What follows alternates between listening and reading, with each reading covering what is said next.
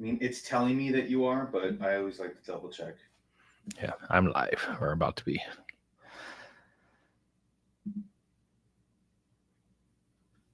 Phone's on mute. Okay. Good morning. Happy Friday. Um, my name is David Heacock. I'm the founder and CEO of FilterBuy. I'm on a mission to build the world's leading indoor air quality company. I do these live streams every week to take questions because I've made every mistake in the book in building this business, and I hope to share some of those lessons with you so you don't make the same mistakes that I made, and that is probably my core reason for doing these Q&As every Friday. As Michael always likes to remind us, I need you to hit the like button so I can continue justifying doing this. I would really appreciate it because I do enjoy doing these lives and learning about your businesses and your problems through your questions.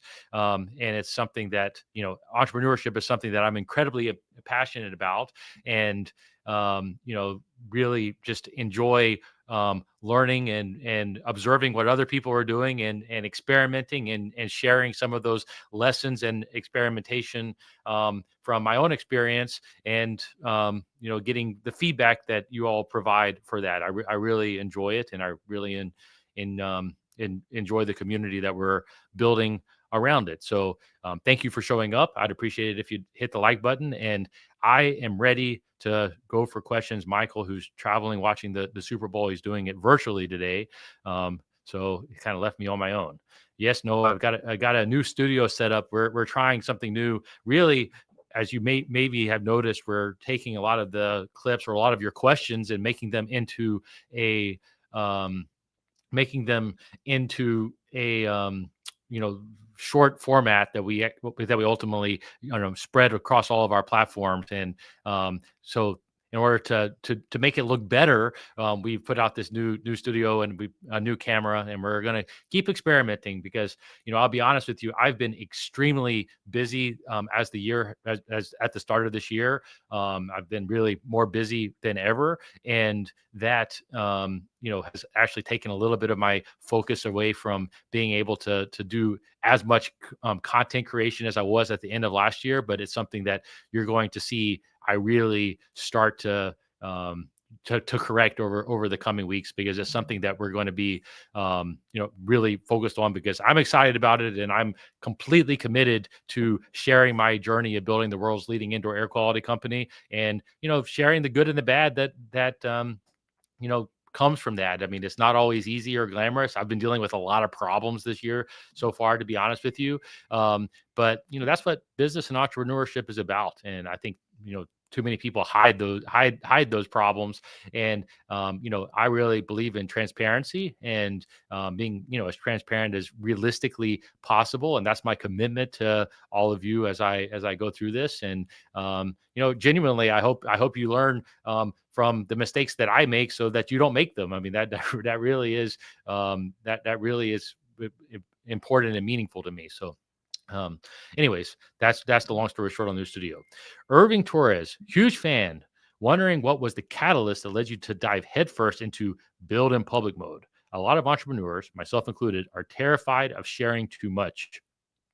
Inviting competition. Was it the lure of content making? Was it the passion behind business? Are you just an educator at heart, or something else entirely? Keep it up. Well, first of all, thank you for the kind words on it. I chose strategically not to do to build in public for the first 12 years of doing this, and I'm very glad I didn't. I don't think that building in public, particularly when you're early on, is necessarily a smart thing to do. I mean, I think that when you're really trying to figure out a business or figuring out something new, trying to also document that and show that really is just going to be a distraction from what your core focus needs to be, which is growing your business. So I would observe, kind of my action in that I chose not to build public for the first 12 years. And I think that's actually extremely important. So if you're just getting started or new, it's not necessarily something that I would suggest, I don't think. In terms of my motivation for doing it, I've answered this a few different times, and because like I say, I want to be as transparent as possible about everything I'm doing. The reality is that now I'm on a mission to build the world's leading indoor air quality company, which is a very big mission, right? And I know that there is no way that I'm going to be able to do that alone. I'm going to need to do that through partnerships or through business acquisition, and from having a talented team of people around me that allow me to build that vision, or where we can build that vision together. And the only way to achieve all of that at scale that I have observed in 2025 is by building a personal brand. I want people that are mission driven and like what we're doing to want to come in and work with me on that mission. I want to be able to find like-minded partners that are going to help us to live out that vision. And the only way that I know to do that is to be known. And in 2025 and beyond, is a personal brand is a big component of doing that. But I do not regret not starting it sooner. I mean, I do not think that if I had built in public from 12 years ago, that it would have had a good outcome for me or for the business. I think it would have been quite a big distraction, to be honest with you. And now it's something that is a realization that the only way that I'm going to be able to achieve my mission of building the world's leading indoor air quality company is by getting a lot of people, like-minded people along with me on that journey. And the personal brand is my mechanism for how I intend to do that. So that is the core motivation for me starting this journey of building the personal brand. I will say that you mentioned the allure of content creation. It's not something that I is natural for me, or that I'm like, oh yeah, I want to be able to talk to the camera and do a Instagram live, or whatever they call them, stories, I guess, those types of things. That's not natural for me, and it's not necessarily how I would choose to spend my time. But I know that it's aligned with my mission. And you always hear me talk about focus and the importance of focus. And for me, I am 100% focused on building the world's leading indoor air quality company. And building a personal brand is aligned with that mission and that vision. And that is why it is so important to me. And then, also, I'm far enough along in my journey that, I've built a business that is unique to me and unique to my vision. And, I'm not worried about people copying it, because if you're going to copy what I do, you're likely going to fail. Because, you hear me always talk about going out and building a business or a life that is consistent with who you are as a person. And that is how you ultimately build your competitive moat, is by doing that. And I have built a competitive moat by building a business that is unique to me and unique to my skill set and unique to my vision and my mission. It's quite complicated, but it's because it's unique to me and my skill set. I've been able to grow and build it uniquely, right? And I encourage you to go out and find what that is for you. And that's why being transparent, that's why I have the guts, I guess, to be completely transparent, because I know I'm playing my own game in my own way, and that other people are not going to be able to compete with me on my own mission, more or less. And I think that is really the other lesson that people need to learn from. If you're going out and just copying what somebody else is doing and trying to build that in public, I think it's going to be pretty hard. But I built a unique business that I'm very proud of, that has a lot of unique qualities that allow me to I think now be so public about it. So that's the kind of long-winded answer to your question. I hope that helps. So next one, Michael. Edit name here. Again, another person who cannot follow directions. Which milestone was the hardest to reach? The building of the world's leading indoor air quality company. I haven't quite gotten there yet, so I think that's probably the hardest one for me to reach. I kind of take issue with the question a little bit, in that life is a constantly evolving thing, and growth is not something that ever ends, in my opinion, whether that be from a personal development perspective, a fitness or nutrition perspective, or a business perspective. I mean, in any part of your life that you're looking at, there, in my opinion at least, is no actual end game or goal, so to speak. It's about the process. And for me, that is extremely that's extremely important. And so that is, that's just how I look at it. So I've had a lot of wins over the years. I've had a lot of losses over the years, but I really don't spend too much time thinking about the highs of the wins or the lows of the losses, to be honest with you, because for me, it's about looking towards tomorrow and building something. That I'm happy with for tomorrow. So that's just how I look at it. So I don't know that there's any one thing that's hardest. I mean, I think the hardest thing oftentimes is getting started, because we all live in fear, and we're like, oh, taking that initial action, that initial leap to, quit my 7-figure job on Wall Street, for instance, making that decision is probably the hardest and scariest because you're kind of going into the unknown. And so that's probably the biggest milestone, in my opinion, that is hard for people to just start. And then the second thing that I always look out for with new entrepreneurs, and why you always hear me talking about having the importance of a runway, or a 2-year runway, to be able to commit to your business without needing to take money out of that business, by either having the savings or having a side gig or whatever it is that allows you to have that staying power for that first couple of years. It's really to get to what I call escape velocity, which is where then it's your business is sustainable and you're able to live out of it and you're able to start growing and compounding for the future.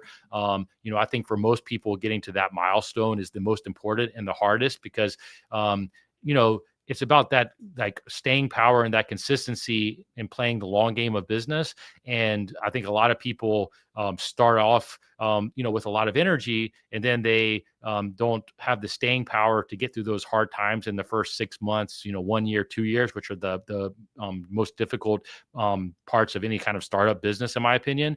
And so I think once you kind of get to that escape velocity that you have, that you're able to earn a decent living out of your business and still have some cash to be able to continue to grow and work towards whatever your longer vision is. Once you get there is when it starts to become a lot more fun, in my opinion, because that is how you're able to, build a better and better future. So getting to that milestone, I think, would be the first thing that I would really be looking at if I was a new entrepreneur.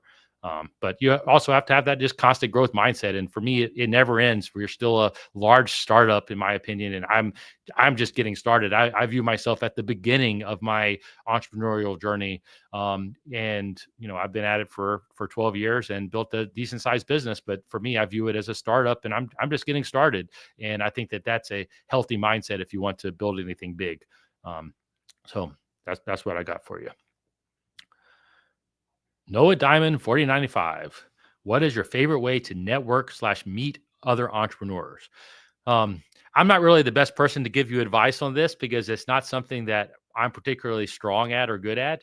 I will tell you that doing this content has really started to allow me to meet other entrepreneurs because I'm getting people reaching out to me. And if you're an entrepreneur in the indoor air quality space, please do send me a message because it's something that we definitely look at. And you're going to hear me talking a lot more about how we intend to partner with other businesses in the future in the coming months, through Filter by Ventures, which is something I'm very excited to be talking about a lot more in the future.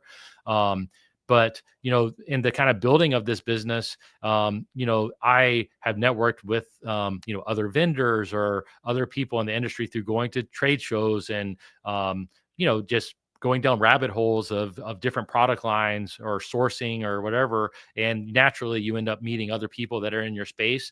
And that's really, to this point, how I have met most of the connections is like I'm looking to source components for a new product, and I go down the rabbit hole of that industry and meet people that are in that industry, and calling them, and learning about their businesses, learning how they can help me, then sometimes going and visiting them where it makes sense.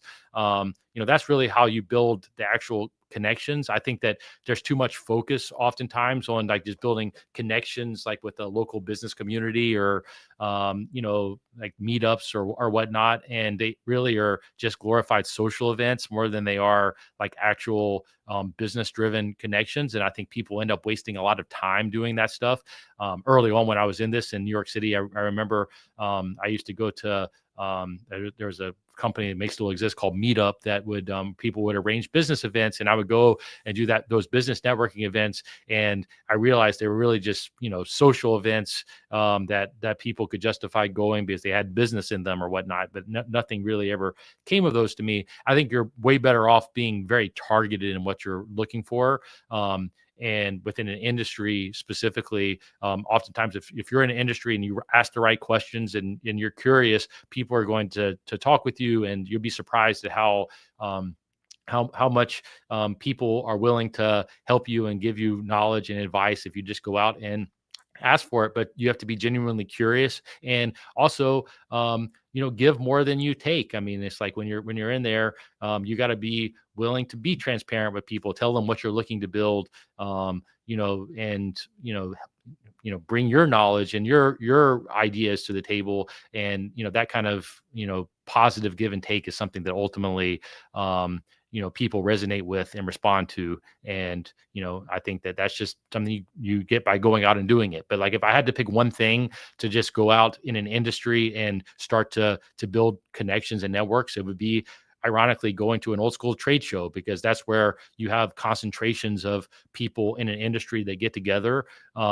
And I think that I've been to a lot of trade shows over the years, and building connections that way within an industry is a kind of a cheat code, versus just calling up interesting businesses or vendors in your niche, and doing it on a one by one basis, which is the alternative. So at least that's my experience, but hope you find what works for you. The people company. How do you approach exception handling in designing systems and processes? I love some concrete examples. We're a service business dispatching skilled labor into companies. Don't 100% know what you mean by exception handling, but ultimately, you know, system building is a never ending process. And like you hear me, I've talked about this often, and I think it's so important. And to be honest with you, I'm dealing with a lot of problems relative to this right now. So it's something that I've been thinking a lot about. But you as the entrepreneur are responsible for building the system that is going to get you the repeatable outcome that you desire. Like that is your responsibility. And over time, as a business, you need to be iterating on that system to make it more and more robust. And I think that there is really no other way than going and taking accountability as the architect of that system. If you're the entrepreneur, and if you're getting exceptions, then you or things that are outside of your normal system, then you need to dig in, understand the root cause of those exceptions, and find a sustainable way to solve it.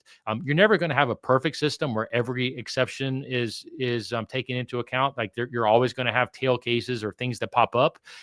But if you really understand your system, then you as the entrepreneur are going to be very quick in actually being able to get in and resolve it. So you wanted like concrete examples, but it in a service business. Let me think of like a good concrete example. Like if you're constantly getting customer service inquiries, or your techs are consistently having problems that your inside sales or your inside customer service people are not able to answer, then you may just have a training problem within that system. So like you have these problems that are like outside of somebody's control over and over again. If you as the architect of the system understand why those problems are popping up, then maybe you need to get involved and train your customer service people better to be able to handle those exceptions. Or maybe you need to build a new feature within your platform, your service titan or your ERP system, to be able to handle and answer those questions consistently. If you don't know what the root causes are, then it's one of two things. Either one, you don't really understand your system well enough, so you need to go spend time with the people that are seeing these exceptions, till you understand like really what the pain points are. Because oftentimes in my experience, and again, I'm dealing with this right now in a number of areas, the people that get those exceptions don't oftentimes understand what the root cause of those exceptions are. They understand the symptoms. And so they'll talk to you or they'll talk to your tech team and say, hey, these are the symptoms of the problem we're seeing, or this is the problem we're always seeing. And like, we need you to fix it. But if you just try to fix those symptoms rather than like digging deep and understanding like what is causing those symptoms and fixing that, then you're just going to have that problem over and over again. And the only way that you get there is by really understanding your systems and getting down to that root cause and doing like a true root cause analysis and fixing it. And, that's how I train my team to think about it, is how I think about it. All the time we get, like support tickets internally from people. They're like, hey, we have this bug, or hey, we have this problem. And if you spend all of your hours trying to fix those bugs, then rather than like going and understanding what was causing those bugs in the first place, you end up spinning your wheels over and over again. And it happens quite a lot. It happens to us. But the answer almost always is understanding from the ground up what is the root cause of your system failures and making your system more robust there, rather than just diagnosing the small problems day in and day out. And so I guess my best piece of advice for you is, if you're having lots of exceptions, then that's telling me that those are symptoms of some underlying structural problem that you need to go in, really understand that structural problem and fix it.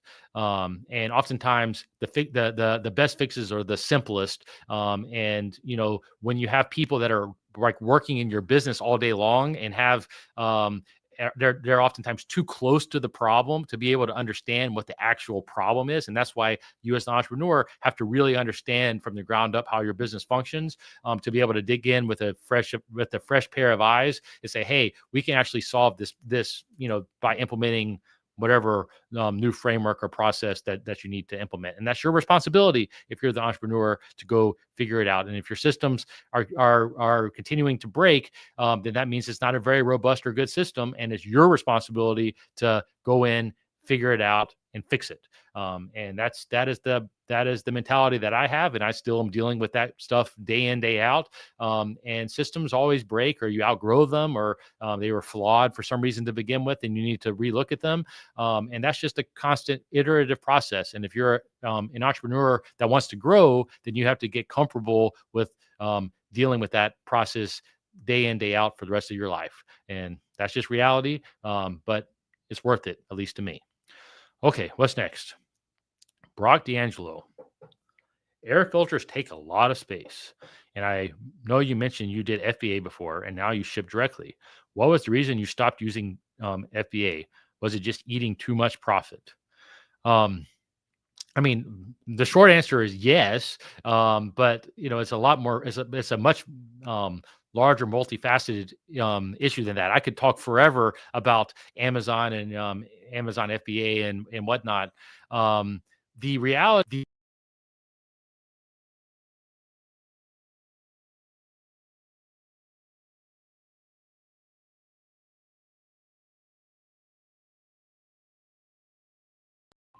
Okay, it just came back. Or I just put it.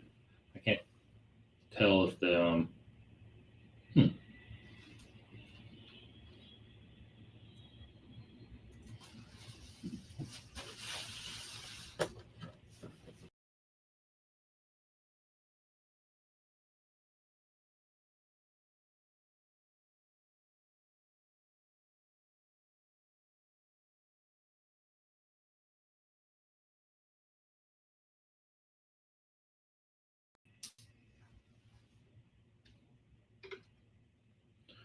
Okay. Can you hear me is the question. I don't know if I can. I know you can see me now, but can somebody type in the chat if you can hear me? Or Michael, can you Skype me if you can hear me? I can't tell if my microphone is working or not. It says it is. It is. Okay, Michael can hear me. So it's through my computer, I guess. Yeah. Can you try plugging in the mic into my computer maybe? Yes.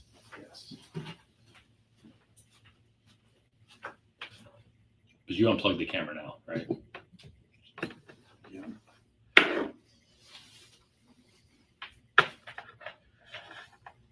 Put it over here. Sorry for these technical difficulties. We're learning, I guess, our new studio. See, this is an example of a system that is not nearly as robust as it should be. So this is if you wanted a tangible example of a, how you deal with errors, sometimes you just got to roll with it, my friend. And that's just reality. Let's see if this new mic.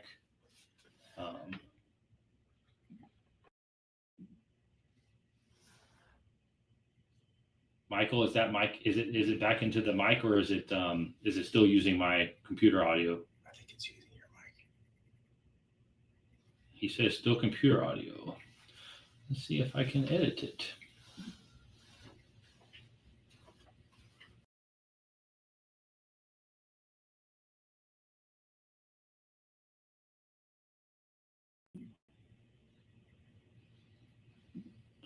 I'm impressed at how many of you are sticking around. I really appreciate it. I will promise I will do my best to fix this and start talking.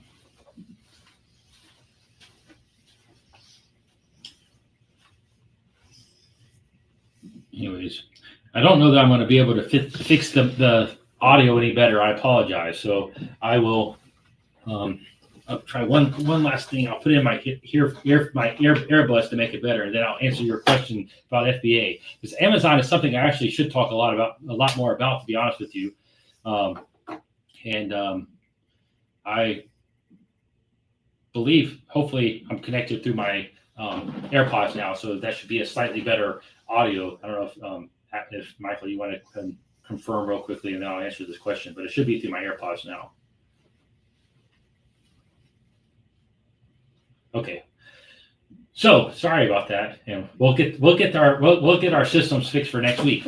But anyways, the FBA for oversized products, which most of our air filters fit into the oversized product category, in my opinion, is just not economically viable. It certainly is not economically viable in the pleated air filter space. We were at a crossroads, particularly during COVID and after COVID, where I realized that for a lot of reasons, we had no choice but to expand our geographic footprint. And partially because we needed more space too. And the only way that I could justify expanding our geographic footprint was by doing all of our own fulfillment and delivery, because we can't pay somebody else to do that while also expanding our own geographic footprint. And the oversized FBA fees and the other things that you don't think about are like the damage rates, right? So we now have a business where we ship all of our product directly from one of our facilities direct to the end user. So it only gets shipped once. But when you're doing an FBA or any kind of fulfillment, this is not picking necessarily on FBA, then you're having to ship it into that fulfillment center, which is very expensive. They're taking it off the truck, they're repackaging it, moving it around. Then they're going to rebox it and put it back into another box to give for the final mile delivery for the customer. And not only is that extremely expensive, which they have to charge you back through fees like they do in FBA, but you have huge damage rates and huge loss rates, because air filters are fragile things and they have to be boxed and handled really well. Like, we have way more boxes than I would like. We were actually looking at this in the last week, because we need to protect the product going to the end user. Whereas like the fulfillment centers that are made for like other types of products, heavy products and especially smaller products, are not geared up to deal with air filters. And so, between the economics of it, the fact that we needed to build our own distribution network to be able to achieve our goals, and the amount of damages and whatnot, and also the storage fees, it just does not make sense or add up for us. And also keep in mind, FBA specifically is only for Amazon business, and we do a lot of business in other marketplaces. We do a lot of business with our B2B sales customers. Like, we have a lot of other business units that can feed off of our network. And so the only way to do that was to have the volume from everywhere consolidated into that network. So for us, the economics just make sense. I actually know that there are some other companies like third-party fulfillment companies, like Spreetail is an example, I believe, that specialize just in oversized products, logistics, that effectively are like an alternative to the FBA network, but you can still plug into Seller Fulfilled Prime, which we're a huge Seller Fulfilled Prime seller, which is a difficult thing to feed every day, but it's our business model is set up that that's what we have to do.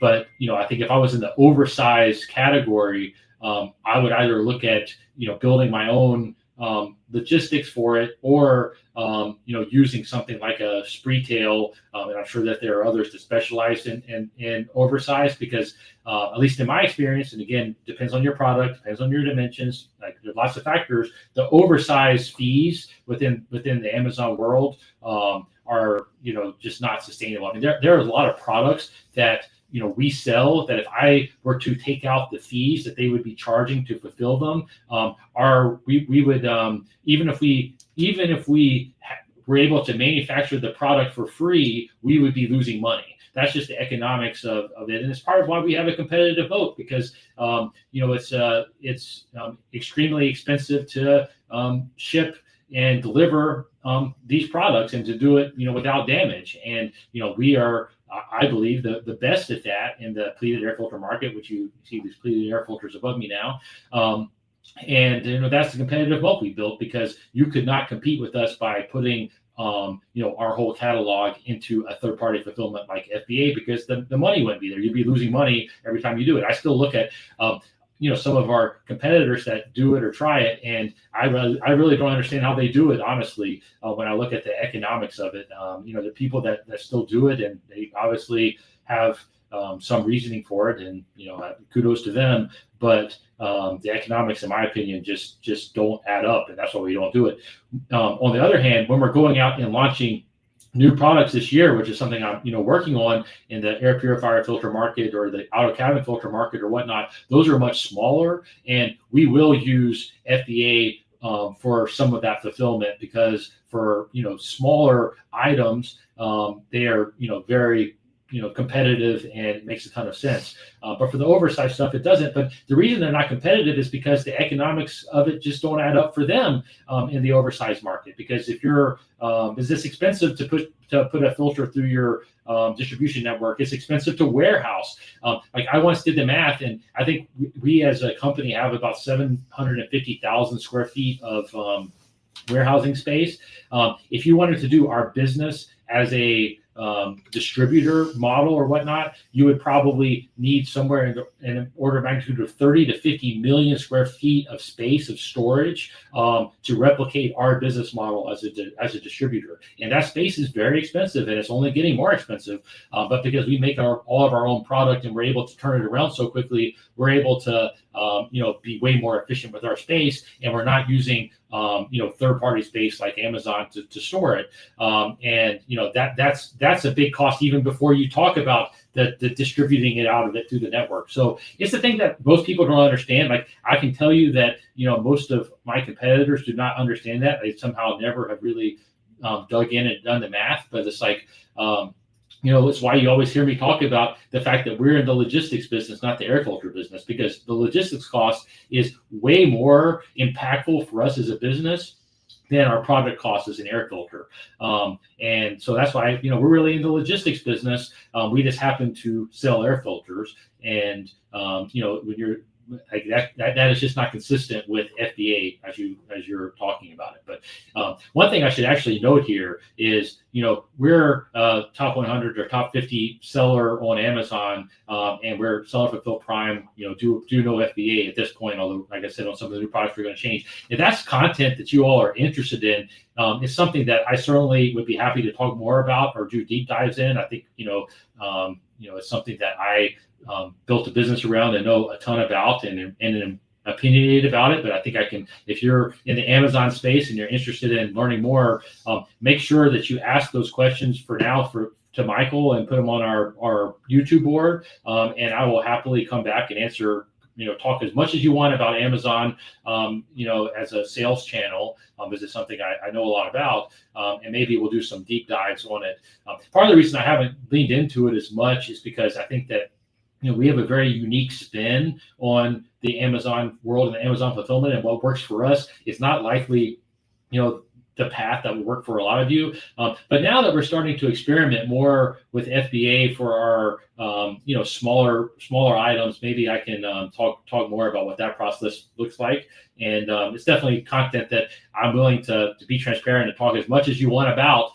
If you want to bring questions, and if we get enough good questions from that, maybe we'll do some long-form pieces on it. And another thing, just to mention, when you see it in the next few weeks, is that we are going to experiment with our content some. Like I said, this week, this month, this year, I've been extremely busy so far, and so I haven't had as much time and energy to put into my content as I would like. But I intend to change that in a major way over the coming weeks and months. And one of the aspects we're going to do or test is doing more deep dives in our weekly videos on certain subjects, and like Amazon could be one. Like if you wanted, like how would you actually start an Amazon business or an Amazon brand or an FBA brand? Like what are the things that you should be looking out for? If that's a video that you want to see, then comment below and let us know about it, because it's definitely something I could make. And I'm kind of figuring out what type of content you all would find most helpful and will be most interested in, because my commitment to you is I really intend to bring as much value to you in the content as I possibly can. And that is really the mission that we and our content team is going to be focused on as we go throughout the year. And I hope you see that. But give us feedback. Let us know what you like. Let us know what you don't like. And we'll talk about more of the things that you want or that you find helpful. And I can frame it in the experience that I've had. Like I only know how, my life and my lived experience, my lived entrepreneurship journey. That's all I know, but I can at least tell you my opinion based off of my experience. And Amazon is one of those things we can talk a lot more about. Go ahead, Michael. Next one. Hogan's Garage. What was the toughest point of the business and what got you through it? Oh, I feel like I've answered this question so many times. I don't really even have a good answer for you. I mean, it's like there are so many tough points, but I mean, COVID has to be the toughest point, both personally and financially for a while, and from uncertainty. I mean, it's like so much of so many of the tough moments come from a time of just like massive uncertainty and not really knowing what to do and knowing that you need to take action, but you're not actually sure what action you got to take. Like those are the points where the hardest, like something bad happens, like, you have to react to it and you're nervous about making the wrong decision and you don't know what action you're going to take. Like if you looked at any tough moment, it's going to fit that bill, and that happens all the time in business and in life. I mean, you're always going to be hit with tough challenges or things that are beyond your control, and that that you need to take decisive action against to be able to survive. And then you're not sure, or you hesitate on like which action you're going to actually take to solve it. And that moment of uncertainty, or those moments of uncertainty, which can last a long time sometimes, are where things feel really tough.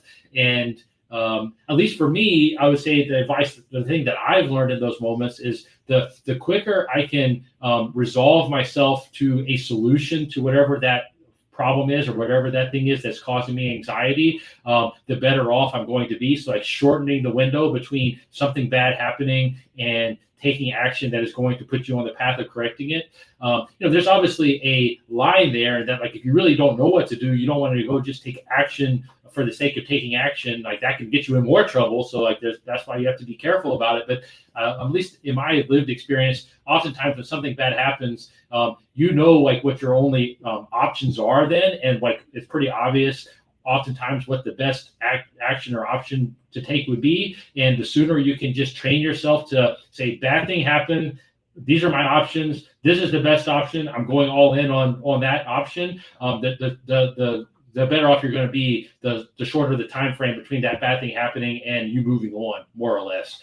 And so that's the best advice that I have on it. It's easy to say, very hard to live when you go through it. But all I can tell you, as somebody that's been doing this for 12 years or really my whole life, you get better at it with time. And that's why you hear me talking about building the muscle to be able to do hard things, or be able to building the muscle of dealing with adversity. It all comes down to that, right? And So, when I think about hard times, I don't like to think about one. Like, there are lots of hard times that have happened, but each one of them have been a learning experience. And the other thing that people don't tell you early on, and it's just true, that as you get bigger, as you have more responsibility, the problems get bigger, and the actions that you need to correct it get even bigger. And so it doesn't get easier. Actually, it gets harder, except for the fact that you've gotten better. You built the muscles that allow you to deal with that, and so it doesn't feel like it's such a big thing. So, like, a lot of the problems that I would say were probably my toughest points in the past, if they happen to me today, I wouldn't think twice about it, because it's just, I built the muscle of how to deal with them. And you only get that through living life, through experience, by making mistakes, and putting yourself out there, and that's just reality. That's the only way you're going to get there. And so you got to go out and build that muscle, and that's the best advice that I got for you. So hope you find that helpful. Eric Rodriguez. There's been a lot of discussion lately about efficiencies and waste in business and government at scale. How do you manage this once your company really scaled? It's incredibly difficult.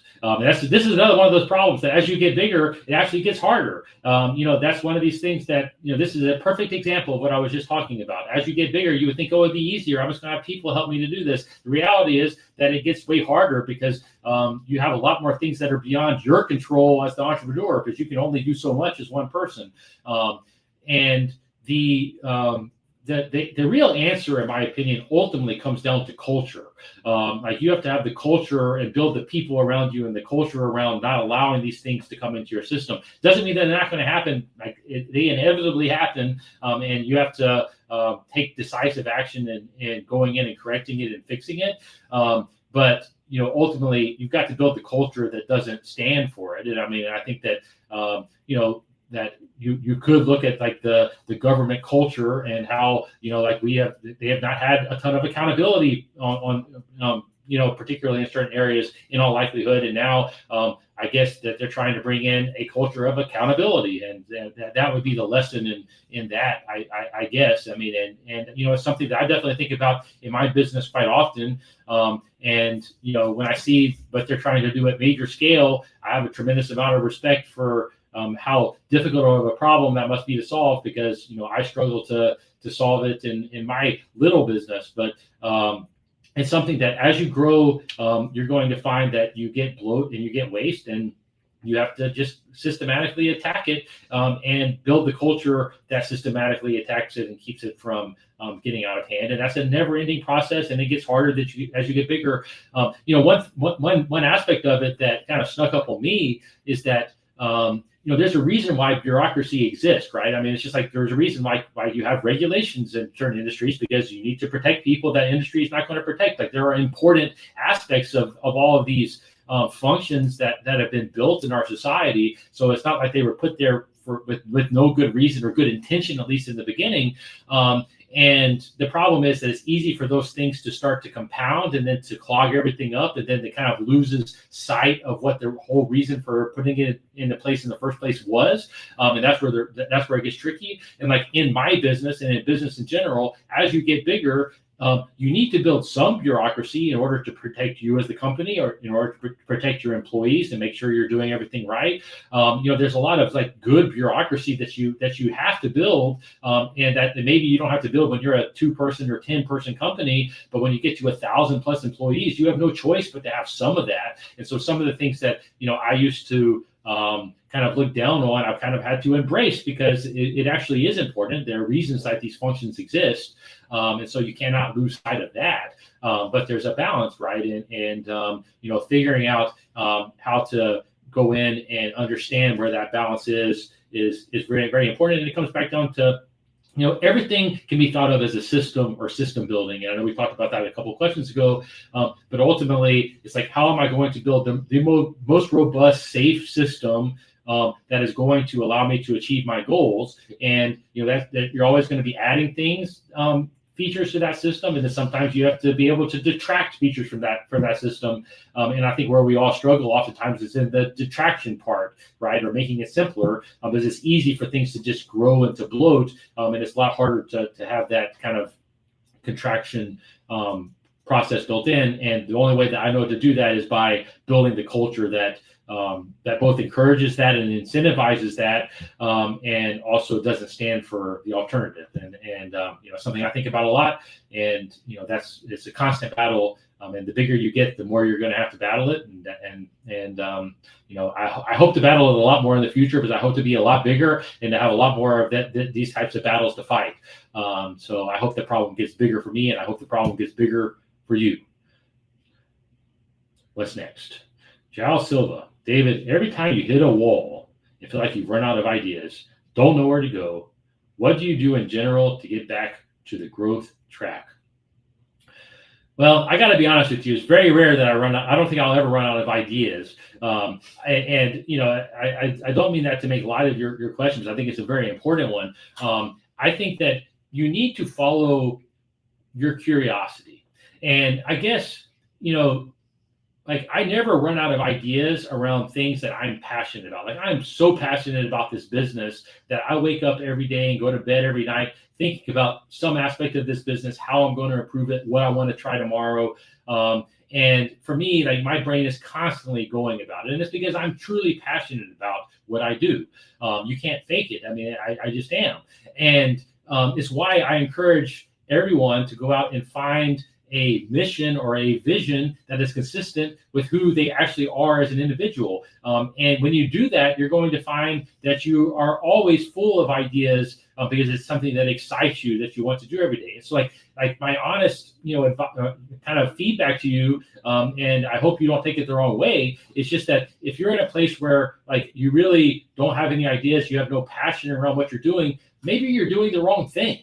And that's okay, by the way. I mean, it's okay, like, to pivot and do and give up on something if it's not consistent with who you want to be or who you are, right? I mean, and only you can answer that. I mean, obviously, I don't want to lead you astray, but it's just like, I think that if you're really passionate about something, then you're going to find ideas, because you're going to become obsessed with it, and you're going to be reading constantly about it and thinking about it and saying, oh, maybe I want to try that, or observing what somebody else is doing and say, hey, I wonder if that works. Maybe I should try it. This happens to me all day, every day. Like, I have way more ideas and thoughts than I could ever possibly actually implement. Like, I actually struggle on the focus part of it. That's why you always hear me talk about focus. I struggle way more with focus than I do with ideas. And I don't mean that to brag to you, because I don't think that's not a brag. I just know that it's because I'm working on things every day that fuel me, that are consistent with what I want to be spending my time doing, and I'm absolutely obsessed with them. And when you have that, you're going to be always flowing with ideas or things you want to test, and you're never going to have enough time in the day to do what it is that you want to be doing. You're going to have so many things that you're like, oh, I could be doing this, or I could be doing that, or I could be trying this. If you don't have that, then it just makes me worry that you're not really doing something that's consistent with what you want to be doing or what fuels you. And I would lean into that kind of stuff. The other thing is, like, if it's just some aspect of your business that you're confused about, but like you're really passionate about other things, don't be afraid to go out and ask for help. Like, if it's an advertising problem, just as an example, like, hey, I don't have advertising ideas, go out and find somebody to help walk you through that. You can go on Upwork, find somebody that does Facebook ads and talk with them, pick their brain for a while, get ideas from them, pay them a consulting fee, have them help you. Those are ways you can get unblocked in certain areas. And I do that quite a lot. If there's something like, hey, this is an area of my business that I just don't understand, or maybe I'm not passionate about, but I need a solution to, then I'll go out and find an expert in that to help me to scale that or to unblock it. So that would be like the other alternative way that I would do it if it's something that I just don't know anything about.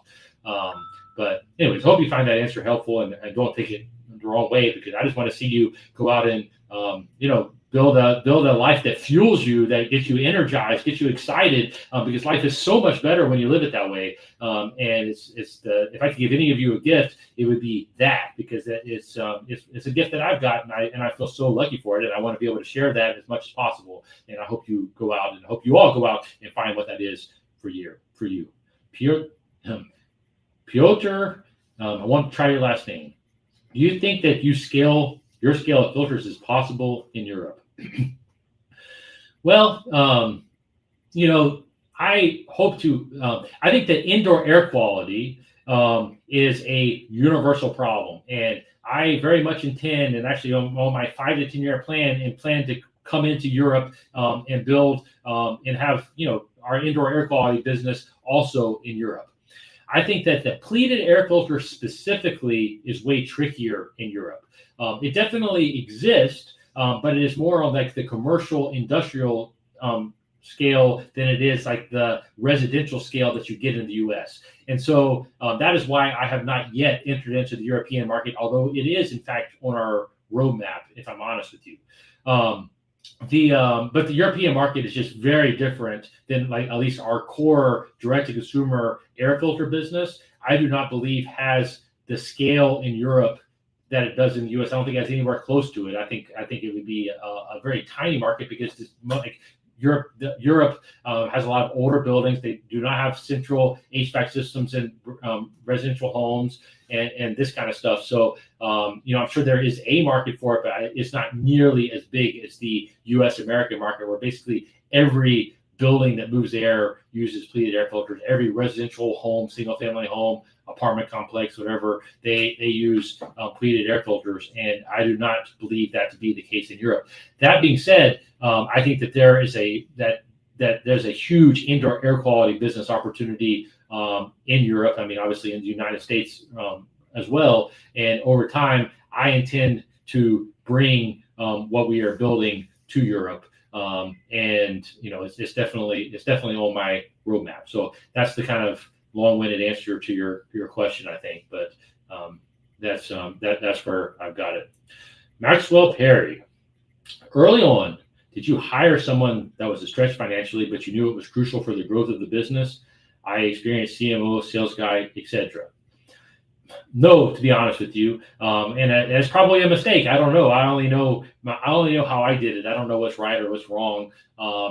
I basically did all the major functions for the first 8 to 10 years of the business, if I'm honest with you. And it's because I didn't have the money to hire people to do it. I mean, I was putting all the money that I had back in our manufacturing operations. Manufacturing is very capital intensive, or can be very capital intensive. And I basically did the high level functions myself for the first decade or so. And I was too late in correcting that. And really it's only in the last couple of years that I think I've started to do a better job of actually correcting it. And we're still kind of, figuring out how that works, because it's kind of hard to go from a single founder led business that's doing everything to having a team of people on an aligned mission. It's a transition I've been really working hard at making, and I've talked about it publicly before. But I work with Dr. Julie Gerner, who's a good follow on Twitter. But I work with her personally every week, and really, like when I hired her 2 years ago, it was really to help me to start to unpack this particular problem and to figure it out. But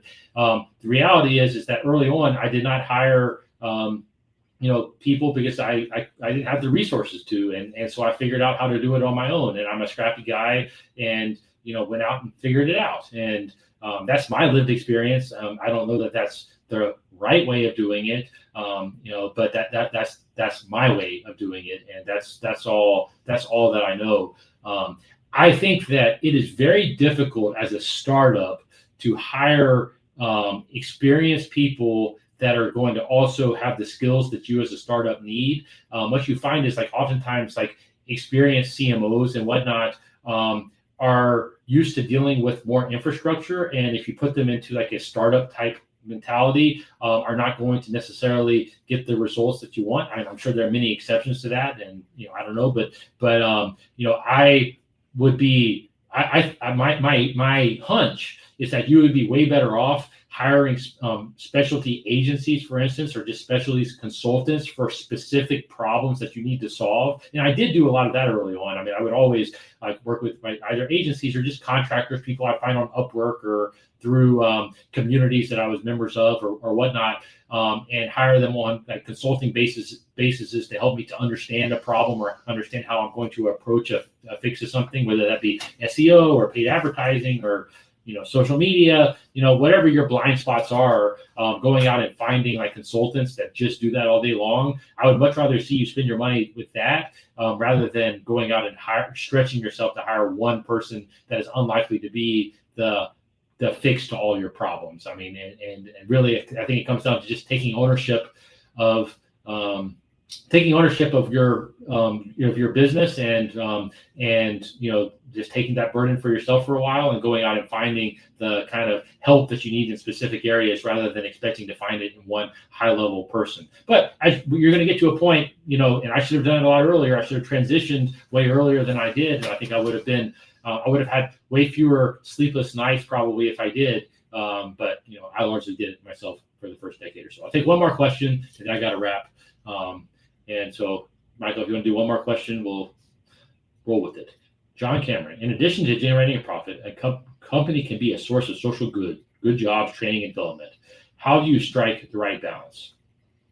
I mean, it's a constant. I don't have the panacea answer to you on that one. All I can tell you is, I am a big believer in generating value to the world, both to your customers, to your employees, to your vendors. And, that's just, life is about a collection of win-win partnerships and, doing the best you can in any one contractor or business relationship that you have, whether that be with an employee or with your local communities or whatnot. And, I think that being a founder-led and, kind of sole owner business, that it allows me more flexibility in that. Whereas I think a lot of like bigger companies or private equity firms or whatnot, they have to solely focus on bottom line because they have a lot of stakeholders that, like even legally from a fiduciary responsibility perspective, have to